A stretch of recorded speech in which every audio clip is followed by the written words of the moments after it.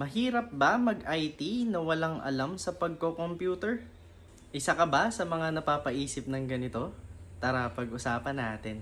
So this is one of the most common misconception pagdating sa IT.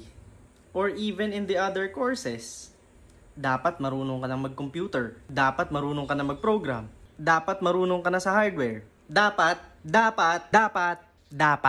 Hindi po totoo yan. At kahit anong course pa yan, hindi naman applicable na dapat alam mo na agad lahat ng related sa course mo. Kasi during your first year, syempre dadaan muna kayo sa basics. Progression yan eh. So ituturo sa inyo yung mga basic concepts sa computer and even sa programming kung yan ang kinakatakot nyo. I don't know if this is going to be helpful sa pag-overthink ninyo, but way back before, naisipan ko kasing mag-IT kasi gamer ako. And sabi nila, sa IT daw kasi is pindot-pindot lang at walang math. Scam!